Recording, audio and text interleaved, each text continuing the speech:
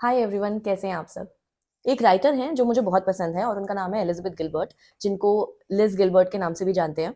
उनका जो लिखने का तरीका है वो मुझे इतना ज़्यादा ऑनेस्ट लगता है और इतना मिस्टिकल लगता है कि मुझे उनका राइटिंग स्टाइल बहुत ही ज़्यादा पसंद है। आज मैं जिस बुक के बारे में बात करने वाली हूँ वो है ये। इसका नाम है big magic.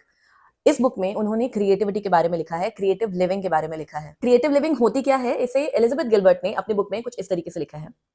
The universe buries strange jewels deep within us all and then stands back to see if we can find them.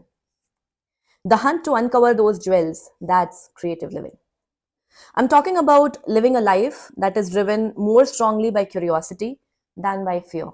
हमें लगता है कुछ पर्टिकुलर लोग हैं जो टैलेंटेड होते हैं, कुछ पर्टिकुलर लोग हैं जिनमें एक आर्टिस्टिक बिहेवियर निखर के आता है या समझ में आता है। बहुत कम लोग होते हैं जो शायद क्रिएटिव होते हैं या बहुत कम लोग होते हैं जो क्रिएटिव तरीके से जी सकते हैं अपनी जिंदगी को। लेकिन एलिजाबेथ गिलबर्ट की बात माने तो उनका मानना है कि हर किसी के अंदर कुछ ना कुछ क्रिएटिविटी छुपी हुई होती है। अब हमारे ऊपर डिपेंड करता है कि हम उस क्रिएटिविटी को ढूंढ पाते हैं या नहीं। और उसे ढूंढने के लिए बहुत ही ज्यादा करेज की जरूरत होती है। एक लाइफ जो हम करेज से जीते हैं, डर से नहीं। इसे ही और आगे बढ़ाते हुए लिज कहती हैं, your fear will always show up, specially when you are trying to be inventive और innovative. Your fear will always be triggered by your creativity, because creativity asks you to enter into realms of uncertain outcomes and fear hates uncertain outcomes. कितनी अच्छी बात कही है ना उन्होंने। जब भी हम कोई क्रिएटिव एंडेवर परस्यू कर रहे होते हैं, हमें नहीं पता होता कि उसका रिजल्ट क्या होगा, क्या निकल के आएगा बाहर। उन्होंने इस बुक में ना कई बार क्रिएटिविटी को प्यार से भी कंपेयर किया है और सही तरीके से किया है। बिकॉज जब हम प्यार करते हैं किसी से तो हमें पता नहीं होता उसका रिजल्ट क्या होगा, आउटकम का क्या होगा। हम बस कर रहे होते हैं और पूरी ईमानदारी से कर रहे होते हैं, उसका रिजल्ट चाहे जो भी हो। उसी तरीके से क्रिएटिविटी के बारे में भी जो उन्होंने लिखा है वो भी यही है। हम अपने इंडेवर्स को फॉलो तो कर रहे हैं, हम कुछ तो क्रिएट करने की कोशिश कर रहे हैं, कुछ तो बना रहे हैं, वो जो प्रोसेस है उसको एंजॉय कर रहे हैं, लेकिन हमें नहीं पता कि निकलेगा क्या, बनेगा क्या, मिलेगा क्या। क्रिएटिव मैनिफेस्टेशन का जो फर्स्ट स्टेप होता है वो होते हैं आइडियाज। और उसके बारे में एलिजाबेथ गिलबर्ट ने जो लिखा है वही रीजन है कि जो मैं आपको कह रही थी ना कि लिस्ट जब लिखती हैं तो बहुत ही मिस्टिकल वे में लिखती हैं। सुनिए उन्होंने क्या लिखा है। Ideas are a disembodied energetic life form. They are completely separate from us, but capable of interacting with us, albeit strangely. Ideas have no material body, but they do have consciousness. And they most certainly have will. Ideas are driven by a single impulse to be made manifest. And the only way an idea can be made manifest in our world is through collaboration with a human partner. It is only through a human's efforts that an idea can be escorted out of the ether and into the realm of the actual. इन्होंने यहाँ human को एक बहुत ही important हिस्सा बना दिया है creative manifestation का, जो कि सही भी है। क्योंकि और उन्होंने साथ में ये भी कहा है कि जो क्रिएटिविटी होती है उसमें खुद की कॉन्शियसनेस होती है, उसमें अपना सब कुछ है। वो बोलते हैं ना कि जब कोई गाना गाता है, जैसे लता मंगेशकर जी जब गाना गाती थी, कई बार ऐसा होता था कि लोग बोलते थे कि ये इंसान नहीं गा रहा है, ये कुछ भगवान नहीं, कुछ ये किसी भगवान की आवाज है। कई बार ऐसा होता है कि हम कोई चीज देखते हैं और हमें देख करके लगता है कि जब भी हम कोई आर्ट देखते हैं या कुछ कोई म्यूजिक सुनते हैं, कई बार हमें ऐसा लगता है कि ये तो इंसान के बस की नहीं है, ये तो इंसानी है ही नहीं, ये तो कुछ ऊपर से आया है। और वही लिखा है उन्होंने यहाँ पे कि जो क्रिएटिविटी होती है उसकी खुद की कॉन्शियसनेस होती है, बस उसको मैनिफेस्ट करने के लिए ह्यूमन की जरूरत होती है, ह्यूमन एफर्ट्स की जरूरत होती है।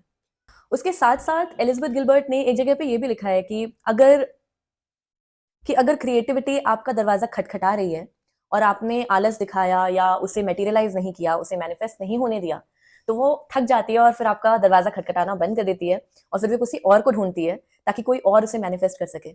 इस बात को लेकर के उन्होंने एक बहुत ही खूबसूरत एग्जाम्पल भी दिया था, एक ऐसी नॉवल का जिसकी स्टोरी उन्होंने अपने दिमाग में सोच करके रखी थी। सब कुछ था, सारे कैरेक्टर्स, क्या प्लॉट होगा, क्या होगा, कैसा होगा, सब उन्होंने सोच करके रखा था, लेकिन उन्होंने वो स्टोरी लिखी नहीं। और कुछ समय के बाद उन्हें पता चलता है कि सेम स्टोरी लाइन, सेम तरीके के कैरेक्टर्स किसी और ने लिखे। It was a best selling novel जिसने लिखे, लेकिन वो लिज ने नहीं लिखे थे। तो that's one example that she has shared where it shows very clearly कि क्रिएटिविटी भी आपका जब दरवाजा खटखटाती है और आपने अगर उसे जाने दिया तो फिर वो चली जाएगी रूट करके किसी और के पास, वहां खुद को मैनिफेस्ट करने के लिए। इसी के साथ साथ लिज ये भी कहती हैं कि अगर एक क्रिएटिव इंसान है तो उसके अंदर जो दो सबसे खराब क्वालिटीज हो सकती हैं वो है लेजीनेस और परफेक्शनिज्म। इसके लिए लिज ने लिखा है, you must learn how to become deeply disciplined half ass. It starts by forgetting about perfect. We do not have time for perfect. In any event, perfection is unachievable. It's a myth and a trap and a hamster wheel that will run you to death. एक बार आप सोच करके देखिए, अगर आपको लगता है कि आप अपना वो YouTube वीडियो तभी डालेंगे जब वो एकदम परफेक्ट होगा, तो आप शायद उसे कभी डाल ही नहीं पाएंगे, क्योंकि परफेक्ट कभी होगा ही नहीं। उससे बेहतर हमेशा होता रहेगा, क्योंकि प्रैक्टिस होती रहेगी, उससे बेहतर होता रहेगा, आप नई नई टेक्निक्स यूज करते रहेंगे। उसी तरीके से अगर आप कुछ लिखना चाहते हैं जो आपने अभी इसलिए नहीं पब्लिश किया, या इसलिए अभी आप दुनिया के सामने लेकर के नहीं आए उसको कि वो परफेक्ट हो जाए तब हम उसे दुनिया को दिखाएंगे, वो कभी पॉसिबल नहीं है। क्योंकि हमेशा जैसे जैसे आप प्रैक्टिस करते रहेंगे और बेटर बनते रहेंगे, और जब आप बेटर बनते रहेंगे तो जो आप पिछला देखेंगे वो आपको कम ही लगेगा, अच्छा नहीं लगेगा उतना। तो इसीलिए परफेक्शनिज्म का वेट मत कीजिए। अगर आपको अगर आपके अंदर कोई क्रिएटिविटी है जिसको आप मैनिफेस्ट करना चाहते हैं, जिसको आप मटेरियलाइज करना चाहते हैं, तो प्लीज करिए, उसे दुनिया को दिखाइए, उसे एक फिजिकल जीवन दीजिए, उसे दुनिया को दिखाइए, ताकि उस क्रिएटिविटी को अप्रिशिएट किया जा सके। जब हम क्रिएटिविटी की बात करते हैं तो एक बात आती है ओरिजिनलिटी की। अब एक बार आप सोच करके देखिए, आपको क्या लगता है कि ओरिजिनल क्या होता है? क्योंकि ऐसा तो कुछ नहीं है इस दुनिया में जो आज तक कहा नहीं गया, बोला नहीं गया, सुना नहीं गया, क्रिएट नहीं किया गया। बहुत कुछ ऐसा है, आप जो कुछ भी करेंगे ना वो किसी ना किसी तरीके से किसी ना किसी फॉर्म में ऑलरेडी हो चुका है। ओरिजिनल क्या है?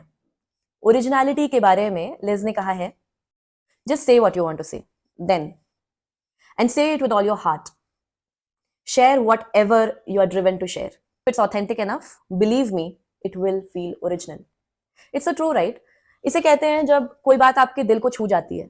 ऐसा नहीं है कि वही सेम बात बहुत सारे लोगों ने और पहले कही नहीं होगी, किसी ना किसी तरीके से, किसी ना किसी फॉर्म में। लेकिन जब आप दिल से कोई चीज बिलीव करते हैं, कन्विक्शन से कहते हैं, और कन्विक्शन तभी आता है जब आप उसमें एक्चुअली में बिलीव करते हैं।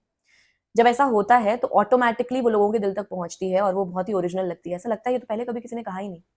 अगेन, एक बार कंपेयर करके देखिए, बहुत सारे लोग होंगे इस दुनिया में जिन्होंने कहा होगा आई लव यू, लेकिन वो कोई एक इंसान होता है जिसका कहना आपके दिल को छू जाता है। आपको लगता है कि वो बात ओरिजिनल है, वो बात तो कभी किसी ने कही नहीं। वो सिर्फ इसलिए लगता है क्योंकि उन्होंने जो कहना था बहुत ही ऑनेस्टली कहा और पूरे कन्विक्शन के साथ कहा। उसी तरीके से क्रिएटिविटी भी होती है। अगर आप ऑनेस्टी के साथ आपको जो बोलना है वो बोलते हैं, जब बोलना है तब बोलते हैं, देर नहीं करते, तो वो बात ओरिजिनल ही लगती है। लेकिन ये तो हो गई क्रिएटिविटी की बात, क्रिएटिव लिविंग की बात। लेकिन अगर हम उसे अपना प्रोफेशन बनाना चाहें तो उसमें तो हमें सक्सेस चाहिए होगी। उसमें तो सिर्फ मटेरियल एक्सप्रेशन मैटर नहीं करता। जरूरी है ना कि अगर हम उसे प्रोफेशनली परस्यू कर रहे हैं तो हमें उसमें सक्सेस मिलनी चाहिए। उसके बारे में भी लिज ने कुछ कहा है। Most artist are impulsive people who don't plan very far ahead. Artists by nature are gamblers. Gambling is a dangerous habit. But whenever you make art, you're always gambling. You're rolling the dice on the slim odds that your investment of time, energy, and resources now might pay off later in a big way. That somebody might buy your work and that you might become successful. You must be willing to take risks if you want to live a creative existence.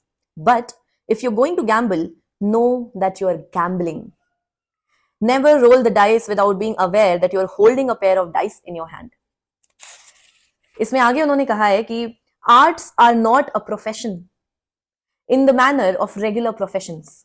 There is no job security in creativity, and there will never be. Going into massive debt in order to become a creator then can make a stress and a burden out of something that should only ever have been a joy and a release. ये बहुत important और बहुत ही practical बात कही है Liz ने।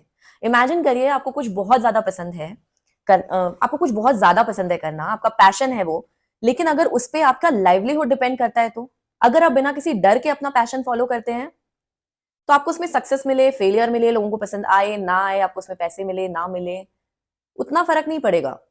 अच्छा लगता है जब लोगों को हमारा काम पसंद आता है, लेकिन काम पसंद आने या ना पसंद आने से भी ज्यादा होती है livelihood.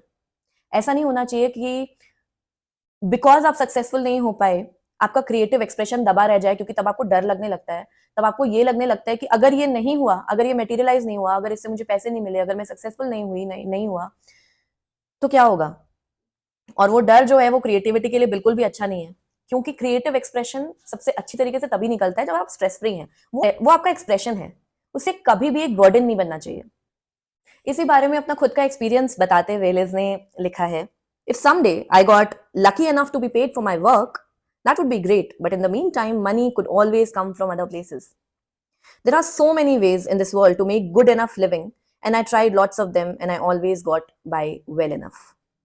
I saved my earnings and went on trips and took notes. Trips पे जाइए या ना जाइए, आप जिस भी तरीके से अपने क्रिएटिविटी को, अपने पैशन को फॉलो करिए, लेकिन ये बहुत जरूरी है कि आप इस प्रैक्टिकलिटी को समझिए कि आपका क्रिएटिव एक्सप्रेशन आपका लाइवलीहुड बन पाए, ये जरूरी नहीं है, और इसीलिए आपको खुद को हर तरीके से प्रिपेयर रखने की जरूरत है। अगर आप कहीं रुके हुए हैं और आप किसी बात का वेट कर रहे हैं, तो लिज लिखती हैं कि begin anywhere, preferably right now, and if greatness should ever accidentally stumble upon you, let it catch you hard at work and sane. You might spend your whole life following your curiosity and have absolutely nothing to show for it at the end. Except one thing, you will have the satisfaction of knowing that you passed your entire existence in devotion to the noble human virtue of inquisitiveness. And that should be more than enough for anyone to say that they live a rich and splendid life. पता है, creativity के ऊपर मैंने जितनी भी books पढ़ी है ना, ये मुझे सबसे ज्यादा अच्छी लगी है। कोई भी चीज आपको अच्छी लगने वाली है या नहीं लगने वाली है, ये इस बात पे तो डिपेंड करता है कि लिखी कैसी गई है, लेकिन इस बात पे भी डिपेंड करता है कि आप उससे रेजोनेट कर पा रहे हैं या नहीं। जिस तरीके से मैं जीती हूँ अपनी जिंदगी को, जिस तरीके से जो मेरे उसूल हैं, अगर मैं उससे रेजोनेट कर पा रही हूँ, तभी मुझे वो चीज बहुत ज्यादा अच्छी लगेगी। ये जो मिस्टिकल बातें इसमें उन्होंने लिखी हैं, ये मुझे इसलिए ज्यादा पसंद आती हैं क्योंकि शायद मैं भी वैसे ही सोचती हूँ कुछ हद तक। क्रिएटिविटी के फील्ड में जितने भी लोग हैं, अगर वो ये बुक पढ़ना चाहें तो उन्हें भी बहुत पसंद आएगी। इसमें बहुत ही एक्सट्रीम बातें नहीं कही गई हैं, इसमें वही बातें कही गई हैं जो कि व्यावहारिक हैं, जो कि बहुत ही प्रैक्टिकल हैं। उसके पर साथ साथ हार्ड वर्क को बहुत ज्यादा इंपॉर्टेंस दी गई है, डेडिकेशन एंड डिवोशन, इसको बहुत ज्यादा इंपॉर्टेंस दी गई है। क्रिएटिविटी को उन्होंने इश्क की तरह देखा है, और शायद वैसे ही देखना भी चाहिए। जिस भी चीज में आपका डिवोशन हो, वो चाहे कुछ भी हो, वो इश्क ही है। और जिस भी फॉर्म में मैनिफेस्ट हो, वो मैनिफेस्ट तभी होगा जब वो डेडिकेशन प्योर होगी। एनीवे, ये था आज का वीडियो। मैं मिलती हूँ आपसे अगले हफ्ते, तब तक के लिए बाय बाय।